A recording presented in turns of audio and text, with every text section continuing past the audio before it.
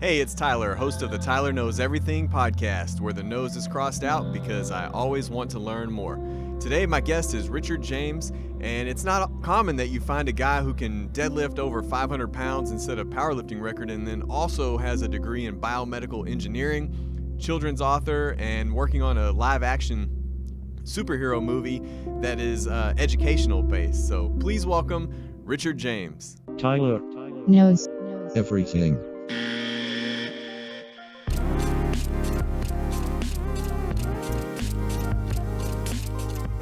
All right, everybody, we're here with Richard James. This is another great guest that's going to totally put my resume to shame with everything. If you think you're busy out there, wait till you hear everything that this guy has been up to.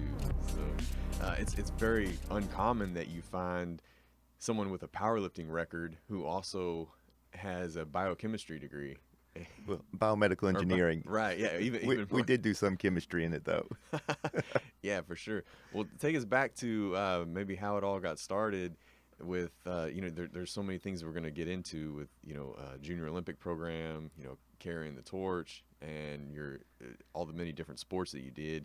I guess let's kind of talk about the athletics in the early days and then transition into everything else. Sure. Athletics early days were my brother and I working out in the garage at home.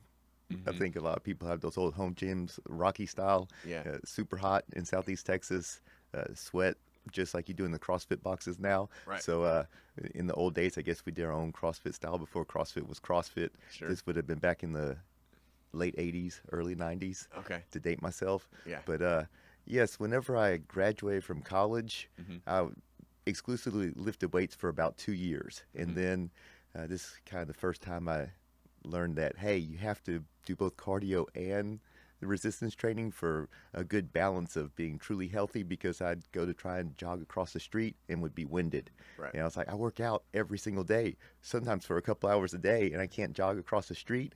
So I started doing a little bit more cardio, and a friend of mine was doing triathlons, and at that time I could not swim.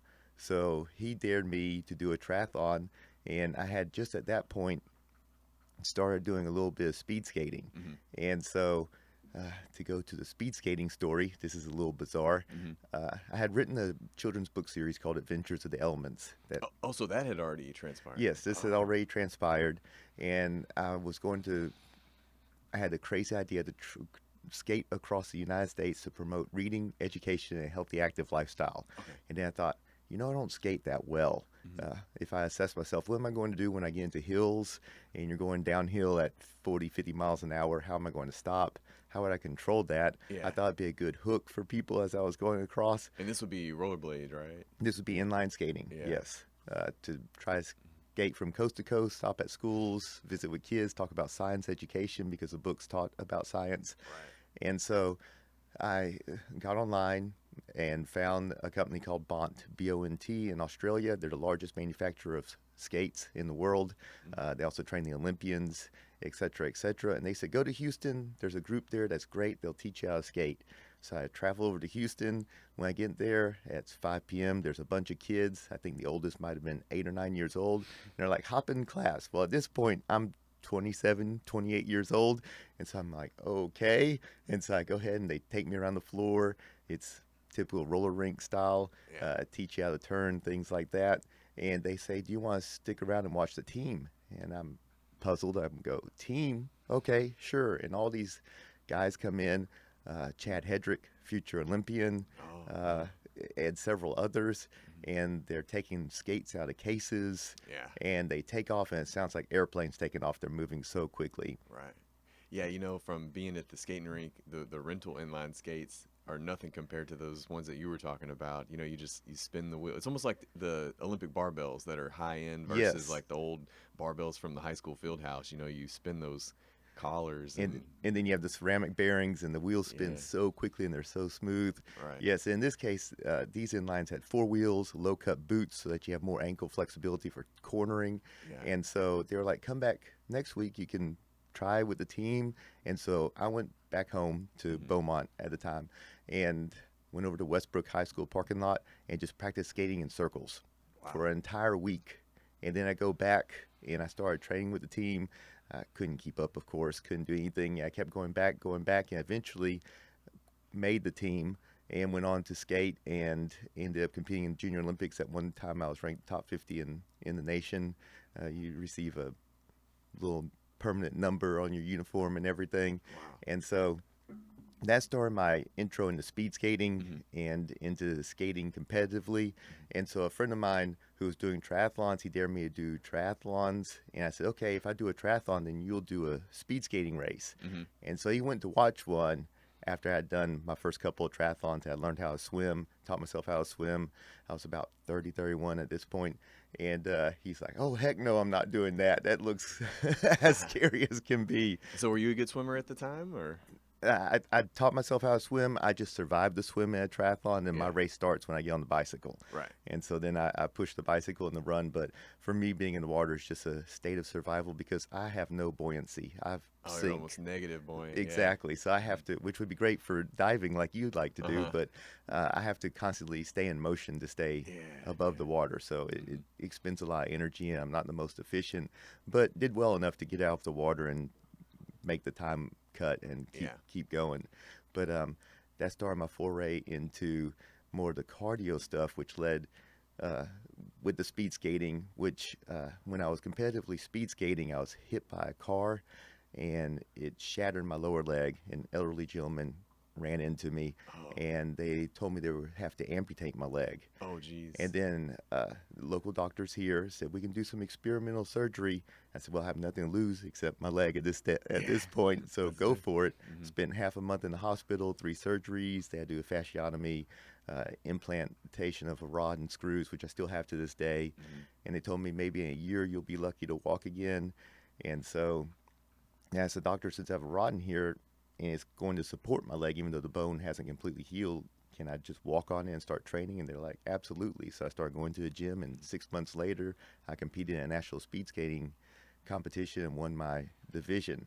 And so it was a amazing recovery. That's such a good help when you have doctors who understand your goal is to get back to where you were and not just be limited the rest of your life. Yes. That makes a big difference.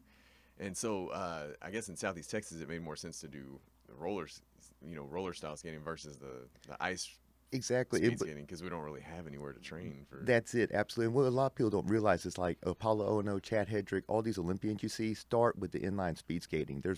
There's races all over the world.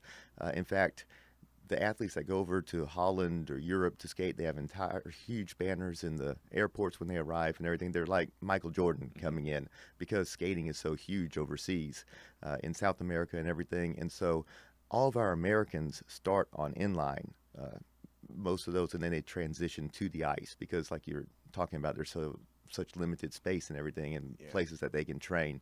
So there's a transition period. Yeah, pretty much all I know is, maybe the Houston Galleria, which is more for fun. Yes. And then there's maybe some hockey rinks. We had one for a short period of time. It didn't last very long. Exactly. Here, so you're very limited on stuff like that. So what Olympic time period was it when you got to participate in the torch run? It was the 2002 Salt Lake City Olympics in Utah. Okay. I was able to carry the torch.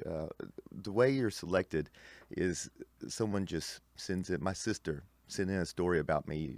Anybody can nominate anyone for it, and then they select you. My sister did not tell me that she nominated me. In the mail, I just received a letter one day saying you have been chosen and selected as an Olympic torchbearer. I thought it was a joke at first. Yeah. And I didn't have any idea how could this have happened. And my sister had written about my story with speed skating, my Adventures Elements book series, my recovery from my leg surgery, et cetera, et cetera. And from, I guess they have a committee and then they select you. And then once you're selected, in this case, they send you to the nearest large city, which for us is Houston. And so you go to Houston for a day. They teach you etiquette. There's all sorts of history behind the torch. There's a proper way to carry the torch. Many people don't realize that the flame is lit in grease, as you know, but the torch never goes out. So say you're running and you happen to be that guy that drops the torch and the flame goes out. There's a Marine that runs the entire distance, and the Marines switch out behind you that's carrying a backup flame that they lit in grease. So they relight the torch from the backup flame. There's so much security that you don't even see around the torch. It's amazing. But they give you a special uniform to wear, and the way it works is you only run for about a quarter to a half a mile, and then you light the next person's torch. And the stories of everyone that's carrying the torch, they're extremely inspirational. Yeah. I know the gentleman that I lit the torch for next had survived a tremendous fire. 90% of his body burned, had made a comeback and everything. So amazing stories from so many people. Yeah, I can imagine it's a highly selective process. Yes, it was quite an experience. And then afterwards, they have an after party in Houston that all the Torchbearers go to, and there are Olympians there from Mary Lou Retton to Carl Lewis to you name it, Yeah. that you get to intermingle with and then see all the technology that's going to be used at the next Olympics, in this case, the Salt Lake City, Utah Olympics. Right. And so it was amazing. Man, that's pretty cool. And so with Adventure of the Elements, I guess the books have been around for a while now, and then now you're transitioning into newer technology and looking at movies and TV series and things like Yes. that. But what's unique about the books is I don't think I know of any other children's books that have been done in this space. I don't think so. Tell us about what exactly they are. Right. The Adventures of Elements I first wrote in 1997, but I came up with the idea when I was in high school, and I have to credit my ninth grade science teacher. She assigned, as an assignment for school, everybody an element from the periodic table and said, write a creative story about that element. Mm-hmm. And mine was cadmium. Yeah. And so instead of just writing some story about, I found gold in the backyard, et cetera, Yeah. I took my element and I personified it into a superhero-like character, Mm-hmm. but it's superpowers, for lack of a better term, where it's chemical and physical properties. Right. And so from that gave me the idea, once I had written that, to write an entire story about that, where kids, I use my own brothers and sisters, find sunglasses in the backyard, they unearth a box, and once they don those sunglasses, they can then see the elements from the periodic table, and they're personified into these superhero-like characters. They go on to battle evil molecules and other evil elements, and basically trying to save the world from what all you see. But through it, you're educating kids about science, history, any educational topic you want, because it's all in edutainment, entertainment, Yeah, it's entertaining very format. much like Magical School Bus. It's similar. A little bit, but a little bit older than Magical School Yeah. Bus, older audience, and I compare it similar to, look at Jurassic Park. Oh, okay. When we were kids, I couldn't name 3 dinosaurs. Mm-hmm. Tyrannosaurus Rex, T-Rex, everybody knew that one. Uh-huh. But today's kids can name a whole slew of dinosaurs, talk about the prehistoric eras, et cetera, because of Jurassic Park. They learned it because what it does is it attaches it, learning, to the imagination. And if you can correlate imagination with learning, you tend to remember it better. You're having fun. You want to learn more. And so with the Adventures of the Elements, I'm trying to bring the elements and science to the common vernacular. Yeah. Because whenever you first step into a science class, for me, people, they go, oh, I don't even know the words. And it's scary, it's intimidating. But if you at least know the terminology, it's not like learning a new language. You feel comfortable. Okay, I understand the concepts, I understand the terminology. Now I can dive into the more difficult part that involves maybe more math or more, difficult concepts. Yeah, and the illustrations are really cool too. Yeah, hold some up for the Oh, camera, thank because you. it's really neat how the how did you guys work with the illustration? Did you have to get an artist, or? I did this in this version. This was actually a local artist, Chad, that did these. But I've worked with an animation studio in Dallas, and we now have the animatic complete for the first movie. Also, some of the animation is complete. We're working with investors to try to fund out the rest of it to finish, because some people don't like to read. Some people struggle. They may have dyslexia. Everybody will watch a movie. Sure. And so once you've seen the movie, for people that may not be avid readers, once they've seen the movie, if they really like it, then they may delve into reading the books because they're captivated by them. They really enjoy the story. Right. And so my goal is to eventually have this through either streaming, mainstream movie, whatever the format might be, the medium, is to get it out there where it exposes it to a large audience. So instead of going bookstore to bookstore like I have in the past with book signings, educational conferences, etc., I'm trying to hit the largest possible audience so that this just goes viral and more people are impacted, because my goal is to impact as many students as possible. Right. to just excite them about science, because you never know who might be turned on and then become a future scientist that finds a cure for cancer or anything along those lines. Right. And then I think I heard that someone caught wind of it that had something to do with the Bill and Melinda Gates Foundation, right? Yes, it was actually Bill and Melinda Gates made a personal investment Wow. early on. Unfortunately, we still need to raise more money to complete the project. It'd be like going to Disney and saying, "Oh, here's $50,000, make a main movie," and they're like, Yeah. "Oh, well, we can't even pay the animators for that." Sure. It's so many people, whenever you start working on something, like, "Oh, it looks great on paper, you're a success," but they don't realize how much is involved behind the scenes. Yeah, And and you know, nowadays when you watch a movie and you stay for the credits, if it's a modern movie, the cast list is probably very short, and then you see like special effects and animators, and it's just screen scrolls Exactly. after screen scrolls. There's hundreds and hundreds of people behind the scenes making all that magic happen. And with this being a concept that you kind of formulated in high school, the industry was totally different back then. It, You know, before we recorded, we were talking about how you had a meeting with Blockbuster, who's not even around anymore, Right. and you have to kind of pursue different avenues. Like streaming services, I think, are the way to reach the most people. You know, you can throw a quick share on social media and link it up, and so maybe that's where we're headed, I guess. Exactly, and part of this is I look at it, try to look at it as a blessing. As technology has evolved, it's opening up more opportunities for me to really put this in a format that's even more appealing. Yeah. Because technology back then, it wouldn't have looked as good, the animation. Sure. But today, there's things they can do that's just unbelievably amazing. So hopefully, even though it's been a long journey, maybe the timing will work out perfectly for this. Yeah, I think once it's a finished product, it'll probably exceed your expectations, you know, now with modern animation for sure. And so one thing about you is you don't, when you go from one sport to the next, you don't quit that sport. You just add to your repertoire. Exactly. And so after the skating and the triathlons, what came next? For me, it was cycling.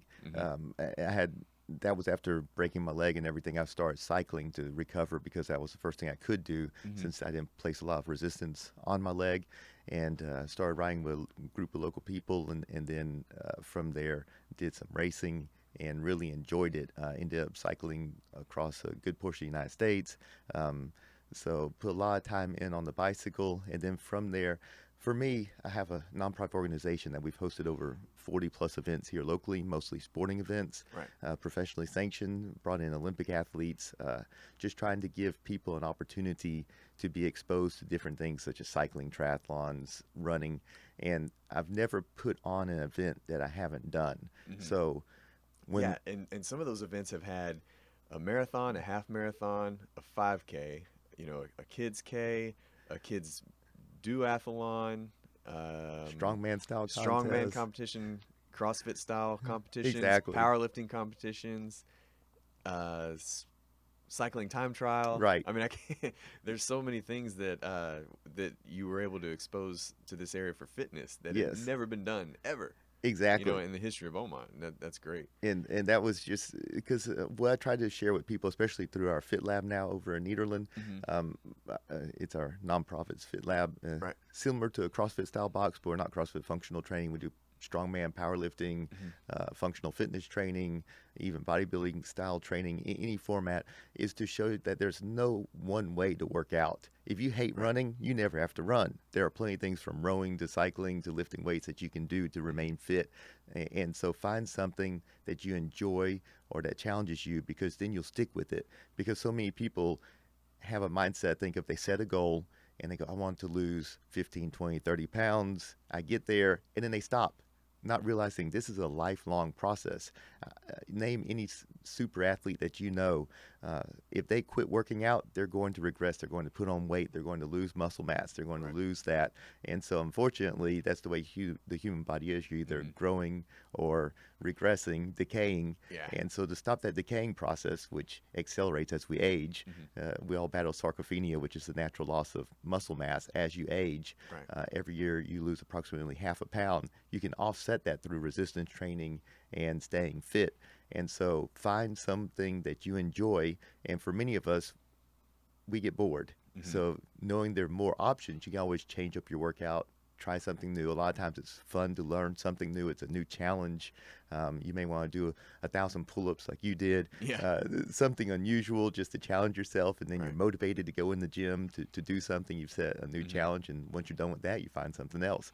But Yeah, there's people that I know who love that stair climber. That's like an Yes, escalator of stairs, and they love that thing. They get on it, they watch a show. You would never find me on that. It's exactly. not what I would want to do. So if that were what I thought would be my only option, then it wouldn't work out. But of course, I know that I can do so many other things that can burn that many calories that I want to do. Right. And for everybody, like you named the escalator, Hmm. there are competitions where you run up flights of stairs in skyscrapers. That's And, right. and so there's always what I want to show people is you can always be competitive in whatever you do.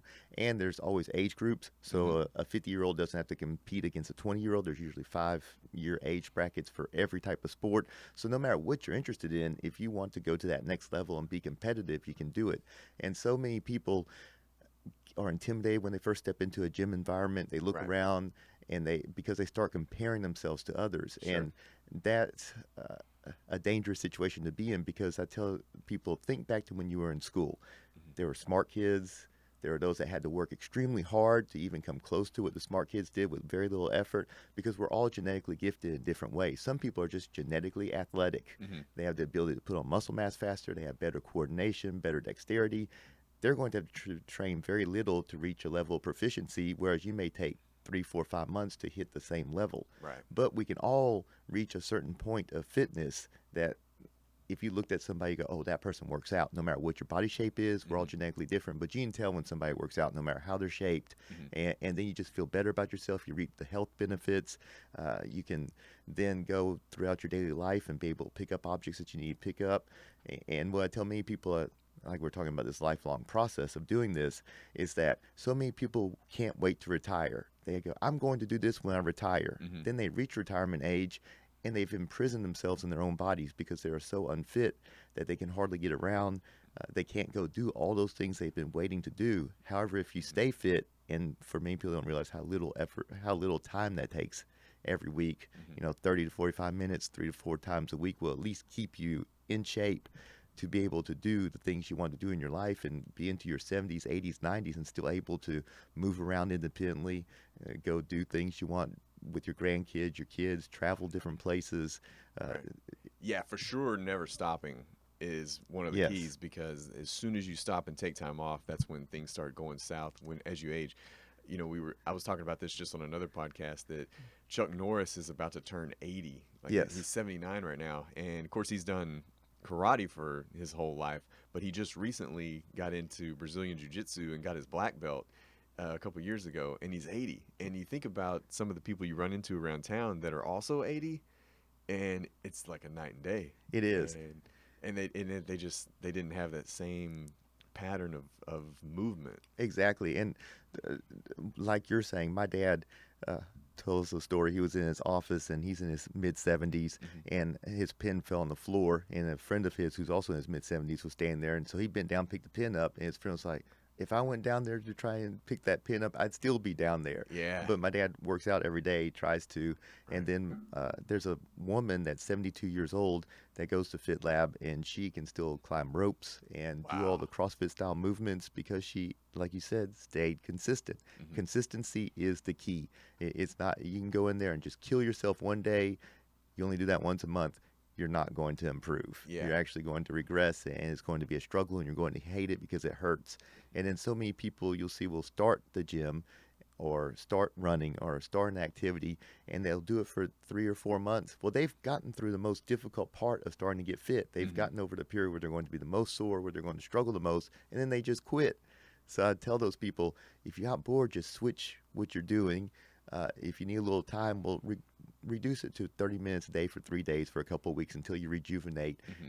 and recover and feel mentally fresh again, because you don't want to start over. Don't go backwards. Hmm. It's so much easier to move forward if you'll just maintain and then step forward. Because my whole goal is to, with Fit Lab, for instance, is to introduce people to varied ways of working out, CrossFit style, Yeah. very And functional training. I think But you guys still do the weekly challenges yes, that are kind of open to anyone in the community. exactly. We have a free weekly challenge. Hmm. Anybody can drop in, and we've even offered, free classes for people to come try out everything from strongman to powerlifting to functional fitness.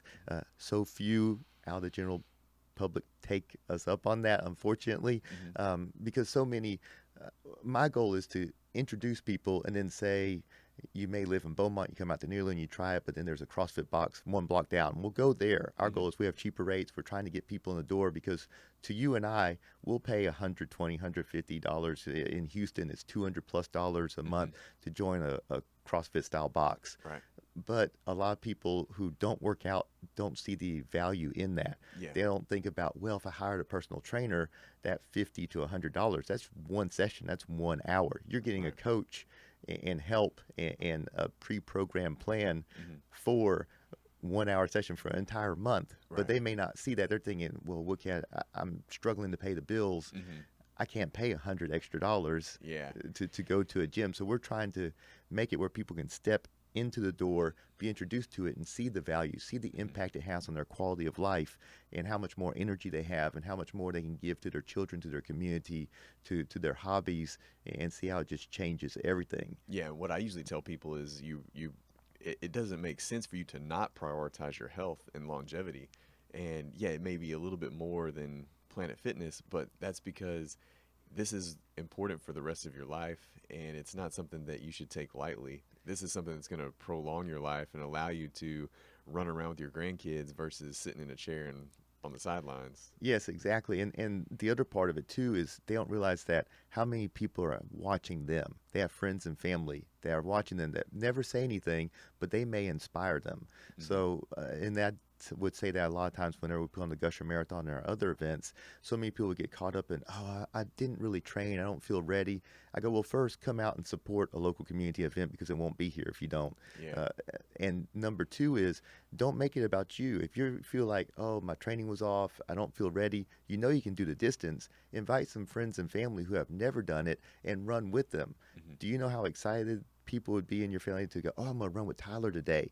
Tyler's, because you're so much faster than someone that has never run, and they look at you as super fit, and now you're going to be that hero, that role model for them. They get to run with you, walk, run, whatever it takes to cross the finish line in an event, and you've inspired them. They've crossed the finish line. They get the same feeling as the guy that crossed the finish line in first place, and they reap the health benefits, and it may inspire them to continue on their journey. Same thing of going in the gym, invite them to come with you. You are that role model. In addition, whenever you think of destinations that people want to travel to, Austin, San Diego, you name it, what's one thing you notice about those communities? People are out and about. You see people cycling, you see people walking, you see people jogging, sailing. They're out in the community. It makes it an inviting place, a place you want to be. Boulder, Colorado. Yes. You come to Southeast Texas, you see cars on the streets. You rarely see people, so you don't feel like, is the neighborhood safe? You feel safe in your neighborhood if you see people out cycling and jogging and doing healthy activities, and it invigorates you and you want to be out there. You can completely change your community by us just all being healthy and out and about. You think about going overseas and you see all the people's walking about and everything, and it just feels like a community. Yeah, I talked to some of the city council members about paddleboarding on Event Center Lake, and they're like, nah, that's dumb. And I was like... Exactly. Yeah, people don't realize what mentality. An impact these small things can have. And speaking of community impact, because part of my goal with everything I do is to, I try, and I take this as from back engineering principles, identify the problem and try to come up with solutions to resolve the problem. Yeah. And so one of the things in this area, of course, is lack of health, lack of enough people. There should be so many extra gyms. All the gyms should be filled to capacity, and we should have to build 10 to 20 extra gyms to accommodate this entire population. Yeah, because when you think about the population numbers, there's really not that many. Exactly. There's just a small handful that work out. Yeah, and there's a pretty good amount of people that visit the hike and bike daily, and that's great. When I'm deep into the hike and bike, I almost feel like I'm in a different place. Yes. Or in some of the hills. Exactly. And you kind of get away for a little bit. And then Lumberton's got a big loop now. I'm always in that area. Mid-County, I'm sure, maybe has some areas and some spots too. Right, and Cattail Marsh out at Terrell Park. Yeah, you're in a different world over there. Yeah, you feel like you left Beaumont. Yeah, seeing gators, and that's a really long course. Yes. It's a little over 6 miles, I think, when you go all the way around. Yeah, there are plenty of places in Southeast Texas. If you like kayaking, we've kayaked all the bodies of water around here. Yeah, Village Creek is great. Village Creek is fantastic. You want white sand beaches, go to Village Creek. Every bend, there's a white sand beach. Yeah. But unfortunately, so few take advantage of it because I've been out there. My wife and I, we've spent hours and not seeing a single person. Oh, And you're telling yeah. me out of an area that has 300, 400,000 people, you take the entire Southeast Texas area, Yeah. that 2 people are on the entire river. I mean, Yeah. that's, And like, how many people are at Lady Bird Lake? yes, In exactly. Austin? Yeah. So you could completely reinvent the image Mhm. of our community in Southeast Texas by being more active. And one thing you were talking about city council and all of that shared with the city is a lot of people go, oh, I don't want to go to Beaumont. That's the armpit of Texas, Mhm. because we've traveled through all the major cities promoting our events, and Yeah. a lot of the feedback isn't always positive about this area. Mhm. But one thing that we can do here that I've implored, and this is beyond just our events, any type of event, is that we can really give them a sense of community when they arrive. For instance, putting up banners of the event, just so that when someone comes here, they feel like a celebrity. Oh, I'm here for the XYZ run, Mhm. and look, they're banners everywhere. I go in a restaurant and they're welcoming me, and oh, you're going to do that run, and they just feel like a celebrity athlete for the day. Yeah, what were some of the cool people that you met from the Gusher? You know, you had people that carried a flag, people that carried or ran in a uniform, maybe. There was all kinds of things. Yes, there've been so many cancer survivors. The stories have been unreal of people that have come here. Maybe a wheelchair also. Right, Yeah. wheelchair. People have completed the entire marathon distance in a wheelchair, just a normal wheelchair. Um, there's so many stories to share them all would be impossible. Yeah, I think there was a guy with a hand bike. Right, we've had hand cycling, we've had every single kind of thing. One gentleman, Iram, that came here in the national media, it ended up becoming a national story, and national media came down and everything and did stories on him about it. Has brain cancer, Right. and he asked if he could push his daughter. He called us, and USA Track and Field has rules about strollers not being in Boston qualifying marathons because they can become a hazard for runners. Right. So Getting in for the way. yeah, for some of the community 5Ks, you can have a stroller, but this Right. was like a serious Boston qualifier. It's a Boston race. qualifier, so they have rules about it. And so he actually phoned us saying that he wanted to push a stroller with his daughter. And we're like, well, the rules, unfortunately. And then he told us the story that I have brain cancer. I don't know if I'm going to survive. The odds aren't in my favor. I want this one lasting memory with my daughter so she'll always remember it. Mhm. And so we're like, okay, we contacted USA Track and Field, spoke with them, were able to get permission because he had contacted about 10 other marathons, and they all turned him down. Wow. And he lives in Austin. And so we said, come on, yes, you can do it. We were thinking, okay, he'll push a stroller in the back of the marathon. Well, the guy had a track background, did not realize that, first of all. Mhm. Secondly, he arrives with a stroller, and our community is really good about helping people. And it was an old stroller, the front wheel didn't work. So they worked to try and repair the front wheel. Several people worked diligently. Then someone else had a similar stroller to his, and they loaned him the stroller. And so he lines up on the front line of the race. I'm thinking, oh my gosh. Well, I'm not going to say anything. Just let him have his moment. You know, Yeah. the elites will move over. Mhm. Well, he takes off, and he's in first place. He's He one ends of the up- elites. Exactly. He ends up winning the marathon, pushing his daughter. It made national news. Yeah, and I think the last I heard, he's doing really well. He's doing really well. It's in remission. I mean, the cancer's still there, but it's in remission. He's married, just got married last year. Yeah, and I think his daughter has gone on to be a racer herself. Yes, she can, from that experience, kept runs with him and everything. She's very fast herself. So Yeah, because back then, obviously, she was, stroller age. Exactly. She was a toddler, and now I think she's preteen. Yes. Close to the age of my daughter, I Exactly. think. And she's running marathons at a really good pace too. I've seen some of the posts that he makes, and so I know he's a proud dad. Right. That's really exciting. So what we always said about our events, where we just provide the stage, and then all these stories unfold upon it, because everybody has a story. And I don't care who you are. Everybody has overcome something. Everybody faces struggles in their life. Most people don't see those. Many times when we're facing a struggle, it's when we receive the least help from others around us. Everybody loves to try and step up and help someone that, they've made it, look, they're successful, because we want that success and to be a part of it. But many times we don't neglect to look around for those that are just in our circle that may be really struggling, and just a very little bit could help them move forward. So it's And what are some of those cool events that you brought on for the strongman competition? we did everything from atlas stones, picking up atlas stones, truck pull, fingers where you flip the telephone pole looking logs. Yeah. We worked with Mike Denman out in Mauriceville to help put that on. He trains a lot of powerlifting kids for free in this area, has for decades, created numerous state champions, national champions, world champions. So great gentleman here locally that helped us put these on. And so it's really exciting. But we did, chain pulls, you name it, anchor pulls. Yeah, I think I did tire flips. I did one. I guess it was the roughneck, one of the first roughnecks. Yes. I think we did tire flips, sandbags into a wheelbarrow, lots of functional fitness. That was the first year. Yeah, yes. The first one.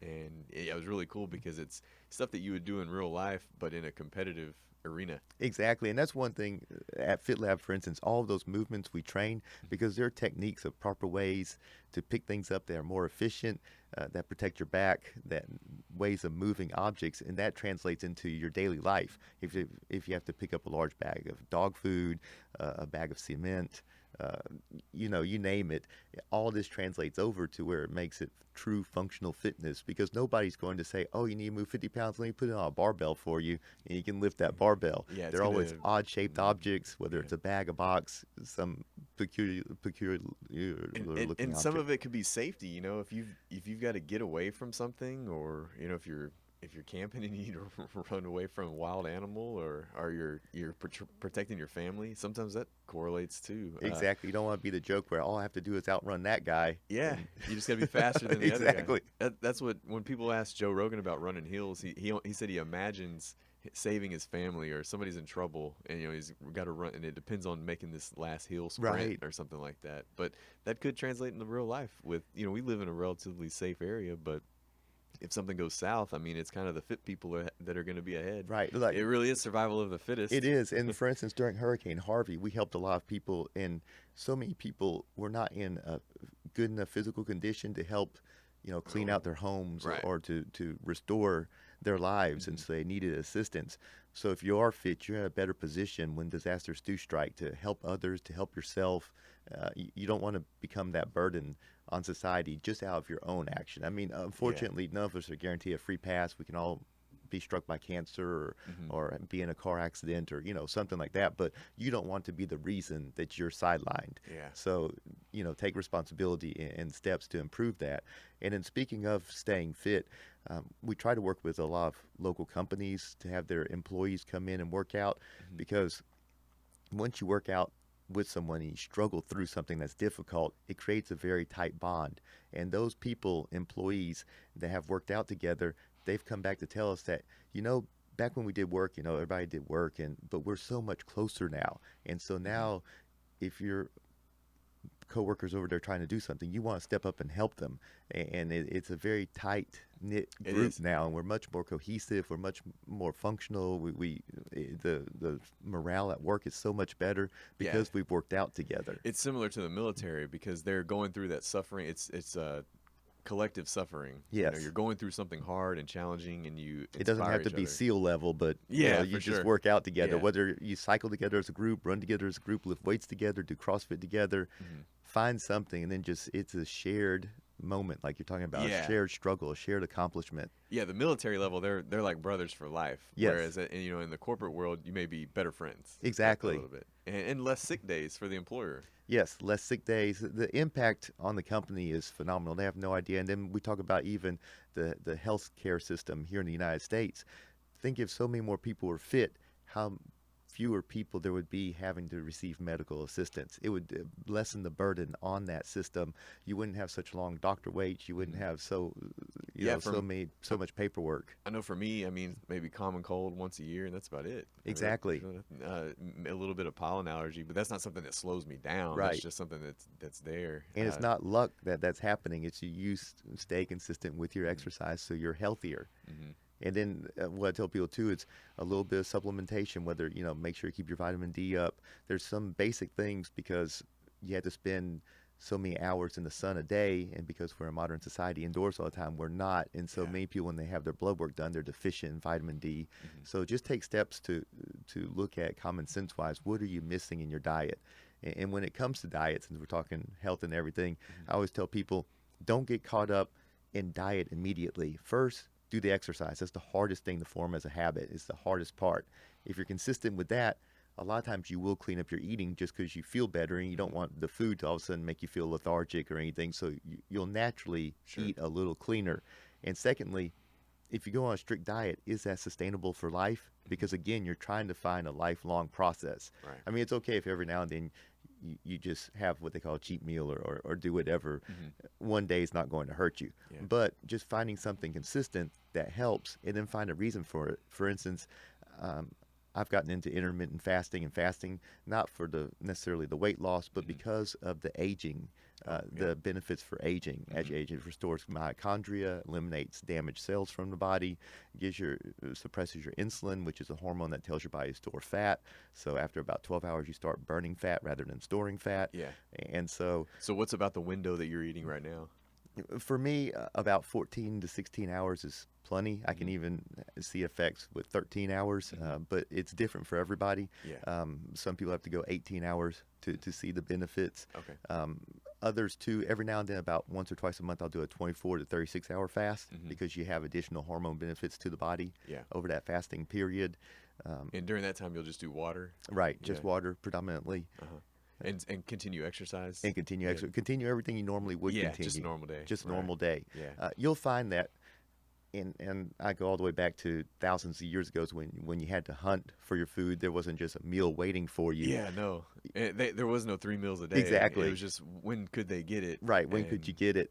And so you'll find that if you go on a 24-hour fast, about 20 to 24 hours in, all of a sudden your mental clarity is immense because, and I think it's part of your primal instinct, you need to hunt, you need to be on top of everything. So everything becomes very clear, your mind seems to function better, you feel really good actually. I mean, the first 12 to 18 hours, it's a struggle. You're hungry, your ghrelin hormone, everything's telling you to eat. So it's hard to make it through that. But once you do that next part, all of a sudden you go through this, oh, wow, I feel awake. I feel like I can go accomplish something. Yeah. And then because, you need to go hunting for food. And so your body's sure trying to be as optimal. Right. Yeah. I'm sure our ancestors were much healthier. They just didn't have the technology. And so when something comes along like a disease, Or a broken leg, you could just bleed out. Right. They didn't have things to fix that. So they're, because people always say their life expectancy wasn't longer, but yet they were around zero pollution pretty much at all. Right. The air and water would have been so pure back then.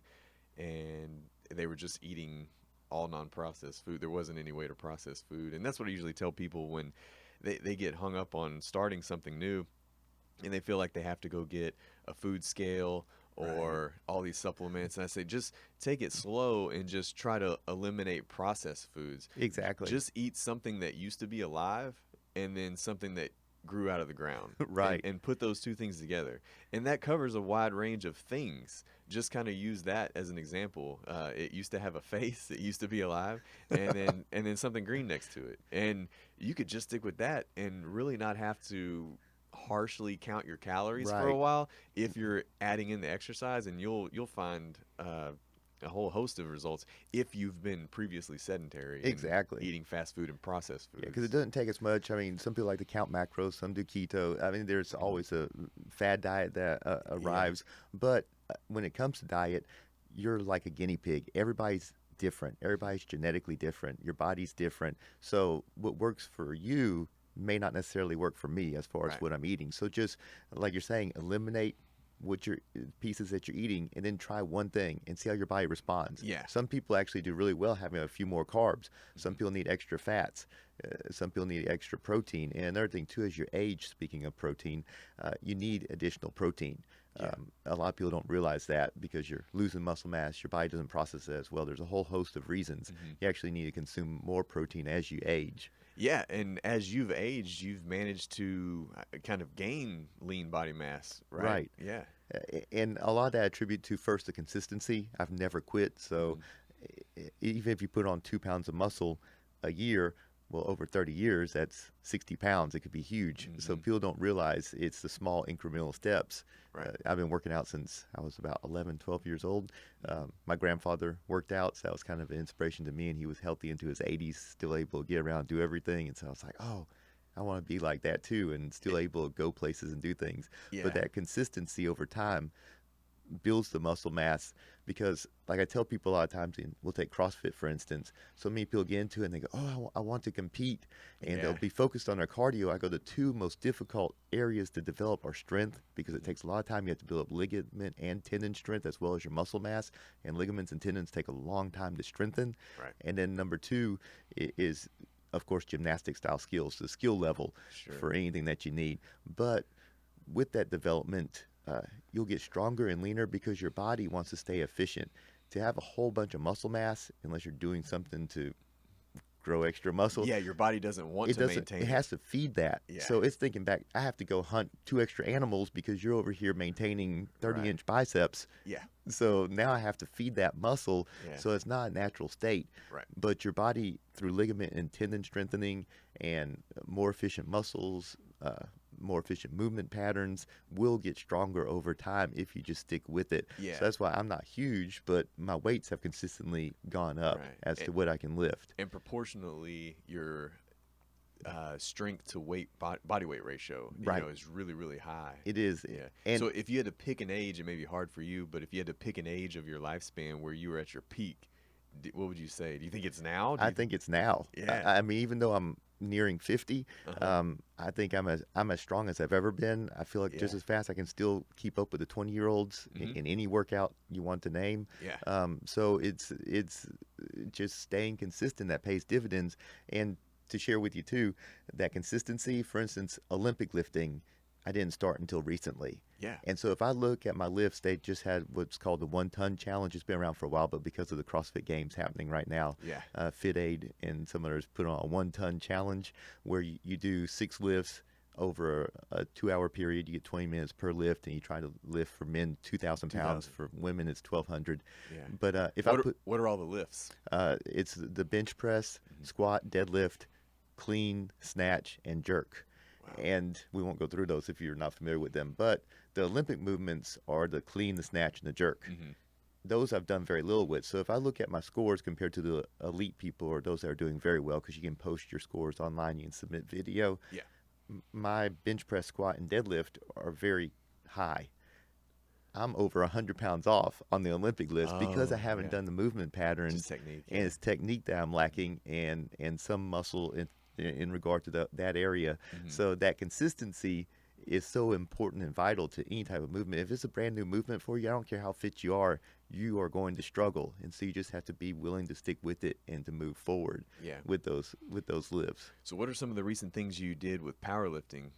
I've competed in a few powerlifting competitions recently, and just like running, because a lot of people are familiar with 5Ks, they have age divisions. Yeah. And so I'm in the masters age category, and I've been fortunate to set a few state records and a national record in powerlifting. What was the national record that you set? It was for deadlift for masters, a national powerlifting record for over 500 pounds. Yeah. Deadlift at weighing less than 165 pounds.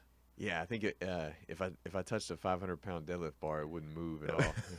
And so that's incredible. It didn't for me at first either until I stuck with it and kept training. Yeah, it's kind of the story of that farmer that carried a calf across the field, and the calf got bigger every day, and his muscles got bigger every day. Same thing, Same thing. You've got to deadlift 100 pounds, and then 101, and then 102. Exactly, and that's why I tell everybody that first steps into the gym, we were all where you are. At some stage in our life. None of us are born with immense muscles, and some are born with extra strength. It depends on where your muscle connection sites. You may have better leverage points, and etc. And maybe people grow a little more. But even those people do not have immense strength without training. Yeah, we all have our favorite lifts, Right. Mine obviously was pull-ups, and I couldn't just always do 1,000. Right. I started doing lat pull-down, with a pin. And then got to do 1 pull-up at body weight, and then 2, and then 3, and slowly worked my way up. And then I did weighted pull-ups. Yes. And then once I started doing weighted pull-ups, that's when I could do some really impressive numbers. But even for the 1,000, it was such a chipper. I was doing 5 per minute, and then 4 per minute, and then just going hour by hour by hour. Exactly. And that was that consistency. You stuck with a consistent pace. Yeah. And I had a plan. It was structured, and it wasn't just hey, I'm going to do 1,000. I tested that like several weeks prior, doing an hour and then 2 hours and then 3, because 1,000 took 4 hours. Right. And so I kind of worked my way up, and I was really chasing David Goggins. And after I did the 1,000, I felt so terrible. I didn't want to do it anymore. And I figured, I was like, well, nobody else around here has done 1,000, so There you I go. guess I'm good. I'll go back to doing my normal routine now. So, But through I, that training, you were able to accomplish that task. And mhm. you made me think of when I was in college, there was a guy from Bolivia that was a world-class climber, and he would do pull-ups, weighted pull-ups, but he would do them and then slowly go down to where he was just holding on with one finger on each Yeah, hand that's with incredible. weighted pull-ups, and it's Mhm. just unbelievable. Yeah, yeah. Some of the actual records are just phenomenal. There's records that I don't think will be beat for decades out there now. They're over 5,000 and things like that. Because I think it was around 2012ish when David Goggins did it, and it's been broken since then. So, Right. yeah, Yeah, it's hard to find a fitness record these days. If you look in the Guinness Book of World Records, it's like, oh yeah, my goodness, is that even humanly possible? yeah. I guess because a lot of the records that the Dude Perfect guys are setting are so obscure. Right. I think there was one for body surfing on the balls, the stability balls. Right. They're they call them absurd records, the absurd records. But yeah, they have a lot of Guinness Book World Records, and they're in Frisco, Texas. They're on tour. They're coming to Houston to the Toyota Center. My kids are gonna go see them. Oh, good. That'll be fun. Yeah. Their story is kind of unique. So anything coming up on the horizon that you want to tell everybody about? Well, we're working on the Adventures of the Elements, trying to do movies and toy line and a bunch of things with it. I won't share everything, but Yeah. hopefully that comes together. You never know. It's an entrepreneurial adventure. Those go in cycles. You have ups and downs. Unfortunately, at this point, it's more of a down. Yeah. The struggle. A lot of people, they always come on and like to share their success story. And you're like, oh, wow. Yeah. But you never visit with them when they're struggling and not quite there yet. And it's a long journey. And we're in that struggle phase, trying to find people to do things. And Yeah, because everything with books and movies and shows, there's so many moving parts. And it's so much, and you've spoken to us before, not what you know, but who you know. There's Yeah. so many fantastic ideas out there. There are genius people out there that have stuff that would be unbelievable, fantastic stories, fantastic ideas. But if they never meet the right people or have the right avenue to bring it to fruition, it never happens. Whereas you may be like, oh, that show was terrible on TV. But how'd that happen? Well, that person knew people and it got made and went out there and was a success. Or if you look at a story that everybody loves, I don't know, whether it's Friends, Seinfeld, you name it. Right. If you watch the first couple of episodes, they're not the same chemistry that you see later that made a huge success. Yeah, there's But a few early Seinfelds that are just lazy writing. and exactly. Terrible. Over time, it becomes more polished. You Yeah. bring on more talent. They find their The rhythm. Office was kind of like The that. Office, Yeah. exactly. So they find their rhythm, and it becomes better and better. And so I always tell people, if you have a story or something, go out there and write it. Because so many people ask me about, I want to write a book. I go, well, the first, you've got to create the content like you do with your podcast. I Right. want to have a podcast. Well, if you have no content, Yeah. it's never going to go anywhere. So the first step is you have to create something and then go about trying to get it there. And I mean, for instance, you may not meet immediate success, but it doesn't mean you're a failure and people turn and look at you like, oh, you failure. No, if you don't quit, you're not failing. You're still moving forward. Right. Things can happen out of your control. For instance, we actually had an investor one time that was ready to invest, and he's like, okay, next week, meet me in my office. We'll come together. We'll sign the paperwork. I didn't hear anything for the whole week. And so I call his office, and they're like, oh, he passed away.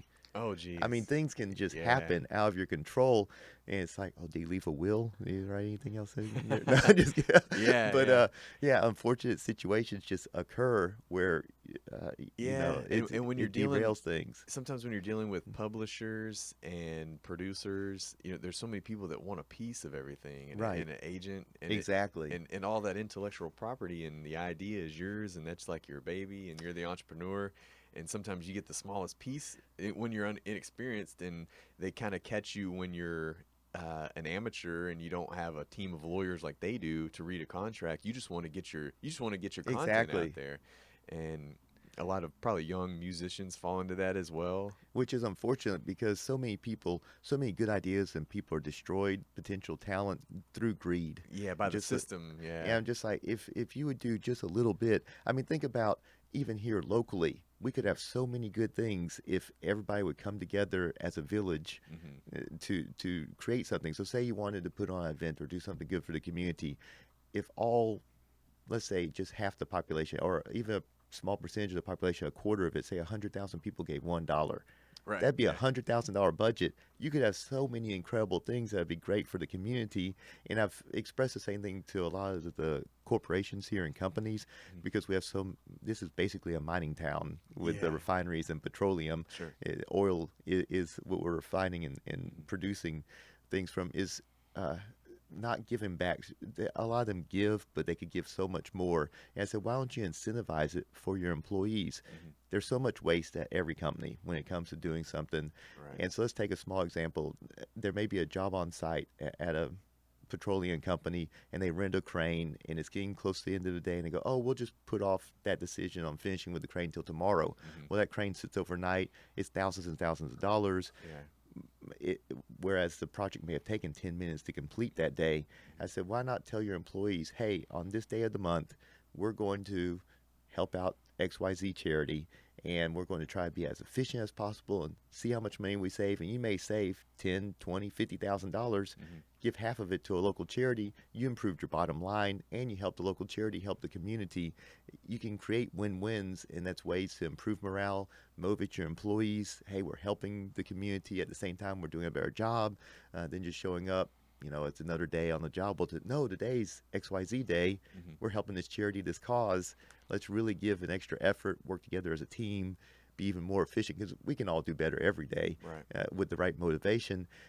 So I'm always trying to find ways to improve and, creating an incubator here, because we have so much technology. Lamar's got a new incubator type setup with the entrepreneurial stuff that's starting to do well, but there's so many, and we won't go into all the ideas here, that can be another podcast, of ways to improve the community if we'll just work together and look to see how we can make the smallest impact with those around us. Yeah, crowdfunding is a really neat concept that's taken off here recently with the power of the internet. Right. And there's a lot of startups that post their idea online, and you can, like you said, sometimes they just need 100,000 people giving $1 exactly to get a product launched. So pretty neat. Well, tell everybody where they can find you throughout the is week. our hour over already? Yeah, man. Okay, that was quick. Blaze through that. They can always find me at FitLab over at 3824 North Twin City Highway in Nederland. It's about 5 minutes from Lamar University, heading toward Nederland. We're around the edge of Nederland, around the border between Nederland and Beaumont. I'm there quite frequently. They can go to Facebook and find me. That's the easiest. And message me on Facebook, Richard James. Look up Adventures of the Elements, Sports Society for American Health, our nonprofit. Multiple ways to reach me. Yeah, so if you're out there in the community and you're looking to improve the community fitness, or you'd like to invest in Adventures in the Elements, contact Richard James. Exactly. There may be somebody that hears this, and anything dealing with health or education, I'm for it. Let's improve our world. Yeah, well, thanks for coming on. You're welcome back anytime. We'll have to catch up with you after you're a big movie star. I'll give you an exclusive. Yeah. I'd be floored to be able to do such. When it gets to be live action, maybe I can be one of the extras. Well, we'll talk about this overnight success. Only 40 years in the making. It's an overnight success. There you go. That as most of them are. Yeah. Exactly. All right, man. Well, thanks again. Appreciate it. All right. Thanks for listening. Richard talked a lot about crowdfunding, about how a lot of people can help out an organization with just a little bit of contribution. So we have that here too at the Tyler Knows Everything podcast. Just visit our Patreon page at www.patreon.com/Tyler Knows Everything. There's a lot of events that we have planned, and we want to get those off the ground, but we can't do it without your support. And all we need is just a couple dollars from a whole lot of people, and we can get it underway. Thanks for listening to the Tyler Knows Everything podcast, where the nose is crossed out because I always want to learn more. See you next time.